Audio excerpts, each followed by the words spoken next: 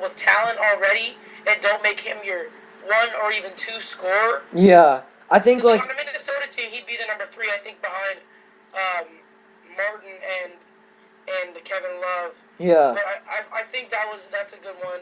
Maybe the Melo to Phoenix is really interesting. I think I need to call Phoenix up and say you got to make this trade. I mean, call Ryan McDonough up and say this is the trade that needs to happen in the next year. Yeah, that's a good trade. That's something that could happen too. Because do you think Melo would want to live in Phoenix?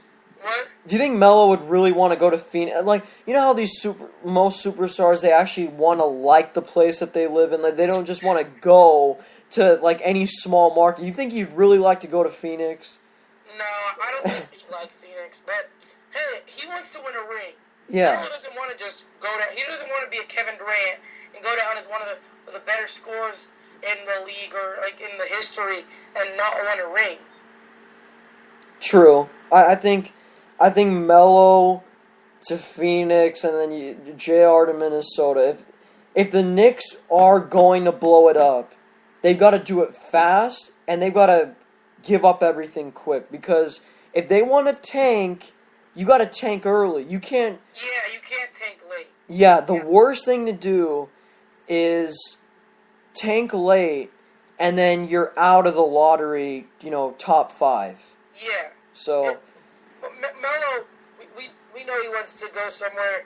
He doesn't want to be the next Bernard King and just be a great scorer and not ever win a ring. He wants to actually. I think Melo. The last thing he wants is to win a ring.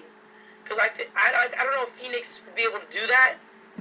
I don't know if the NBA would allow Phoenix in the NBA Finals. But, well, maybe Adam Silver will. He actually likes small markets, but so we talked a lot about the Pacers and the Trailblazers. Well, the NBA. Do you think the basketball community would like to see the Pacers go against the Blazers in the NBA Finals, maybe? I don't know. It's good for the NBA because those are two teams who have had huge rises in their attendance, and the Pacers have jumped I think over 30% on their where they play the games. So it'd be great for those two teams, but I don't know if the NBA would allow it. It'd be interesting. It'd be two teams that you wouldn't expect in the NBA Finals. I think the Pacers can definitely get there. And didn't you say Charles Barkley said that the Trailblazers aren't very good? Yeah, he said they're not going to go anywhere. I know, Charles Barkley coming up with random statistics about how Portland's inability to score in the paint. But if you're taking good perimeter jump shots, and I don't understand what Charles is saying sometimes. He says it's bad to be a jump shooting team. No, it isn't. It's good to be a wide open jump shooting team. Like, San Antonio's a jump shooting team. They take open shots. It's bad to be a contested jump shooting team, a la the Knicks, sometimes the Thunder. Yeah, so, I don't understand what Charles is saying. I mean, Portland's going to look... I know what he's saying. I think he's saying, like, you remember the Knicks beginning of last year? They were on fire. They were like 11-0. They were living and dying by the 3. Yeah. They didn't have a post. This is a different team. This is a team who has guys who are good. Lillard, he can shoot the 3 really well, but he can also do other things. Wesley Matthews can shoot the 3. Nick Batum is a 15-5-5. Then you have LaMarcus Aldridge, who is playing he's probably, right now I put him in an MVP candidate. Yeah. He's playing the best basketball of his life. He can score from the elbow shot. He's so versatile that he can go in the post, but he doesn't have to. And he's their closer. Too. I mean, he's their closer. They've come down to games where they really need to close the deal, and they just post him up, and he's a really good passer. He finds the teammates really quick off the double teams, and I think Charles needs to stop dismissing Portland. He needs to give some credit to LaMarcus Aldridge. Come on, Charles. Charles, you lost the race on Thursday night when Chris Webber... Did you see that race on TNT? I don't know if you did, but... No, I didn't get to see it. Chris Webber won the race, by the way. It was pretty hilarious. Elevator Ernie, I interviewed him. He's a good guy. But he didn't even run the race. You complain that everyone went on a false start, but Wait, was Shaq in the race? yeah, Shaq pulled a hammy at the 50-yard line, sprinting, but Whoa, was this a 100-yard dash? yeah, Shaq pulled a hammy at the 50-yard line, and Charles was jogging his way through. Ernie didn't even run because of a false start. Everybody started right before the race was even supposed to start. So Elevator Ernie, standing there with his sweats and his Elevator Ernie shirt, didn't know that he had to go and that they weren't really caring about when the start time was. Gotta love the Elevator, but he couldn't come through. Come on, Ernie. Come on. So, but Pacers, Trailblazers, we're talking about them. I'll ask you two questions. First, who's the better team right now at this moment? They're both top of their conferences and their divisions. Yeah. Who's the better team? Indiana, because I think I would say Indiana just because offensively I think they're slightly better. I think they have more guys who can really take it on the drive. I think they have a little bit better perimeter shooting. So I'm just going to go with the slight edge with Indiana. Yeah, I'd agree with you. And Indiana still has their wild card in Danny Granger. We know he should be returning soon. Yeah. Danny Granger's a huge. He's proven he can. He was an all-star one year, so he's proven he can score. He can do a lot of things.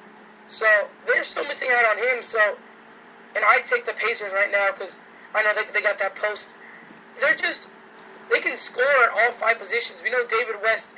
He's so underrated at times. He can score in the post. He can score in that mid-range jump shot. Hibbert's got a hook. Paul George is a superstar right now. Yeah. And then George Hill, he complements Paul George, and then Lance Stevenson. A little crazy at times, but he can produce. He can produce a lot. So I'm gonna agree with you, and I'm gonna take the Pacers.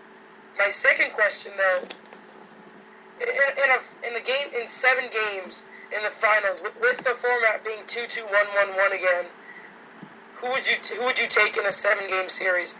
Indiana Pacers or Portland Trailblazers? And if it's Indiana at home? Yeah, Indiana at home. Yeah, I think it's one of those. I would have to go with Indiana for the experience part, but I don't know if Wesley Matthews. You know what? I think Mo Williams, and I'm one of his biggest critics, and I don't think that he can replicate the amount of production on the bench equal to the Pacers bench. I don't think they.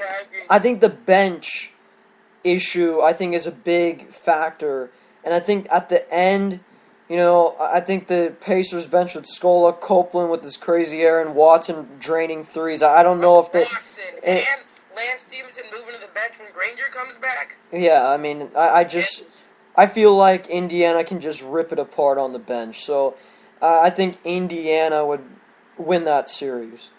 How many games? 6. I think it would be a tough series because I think Lopez and Aldridge can neutralize West and Hibbert. I think it'll just be a game of perimeter battles, and that would really be the deciding factor in the series, and the bench. But I think those are the two biggest key factors if they face each other. I think it's a real possibility, though. We've seen some crazy things happen in the NBA. We saw the 99 Knicks with Latrell Sprewell, the 8th seed, go all the way to the NBA Finals.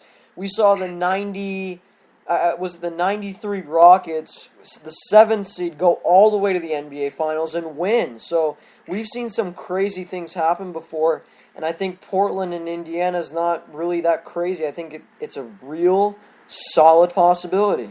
Yeah, I agree with you. I think because we know how big a bench is in any playoff series, whether it's first round or the finals. A bench is huge. If you don't have a bench, and say teams have been pushing to the limit throughout the playoffs, like Miami have in the last couple rounds. Yeah, if you don't have a bench, you're not gonna win. Because once your starters go out, It's bench versus bench. Whoever has the better bench wins, and that usually turns into a actual win. To me, and let's talk about this right now. I want you to answer, respond from this.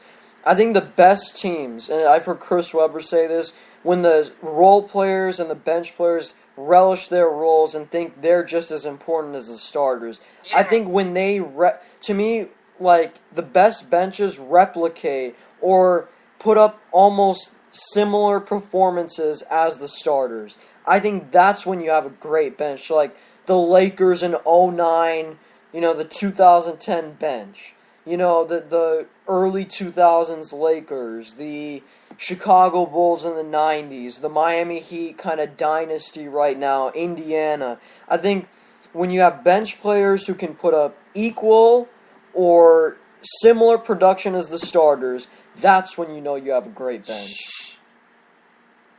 Yeah, I agree. I agree with you that, like Lance Stevenson, we know he thinks he's just as important as a starter because honestly, he is. Yeah, he's better than most starters in the league.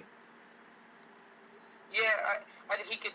I agree with you. I think he's great. They're a great team. So my last question about these two teams though. Do you think both of them will finish the best in their respective conferences and division? We know Portland is in a tough division with Oklahoma City right behind them. So do you think they're going to both finish the top of their conference and division? No, I think Oklahoma City will be number one. I think Oklahoma City has the best regular season recipe because they're a really young team and they get on the break a lot. Portland doesn't, so I think it's going to kind of bog them down a little bit. So I think Oklahoma City, they usually get the number one seed, and I think they will this year. And then you look at Indiana and Miami. Miami's going to cruise, and I think Indiana will get the number one seed in the Eastern Conference. Yeah, I think Miami's going to be more conservative this year. Yeah. They're going to rest Dwayne Wade. They're going to take some losses, but I think what they're going to do is they may not get the first, but I guarantee you they're not going to get the third. I think that they know that whatever that sixth seed is going to be dangerous because it's probably going to be Detroit or Atlanta, and I would not want to face Detroit in the first round. They will bang you up. Yeah, they will. Andre Drummond's going to probably throw some elbows. Brandon Jennings going to knock down some crazy shots. Josh Smith going to go 1 for 9 from deep.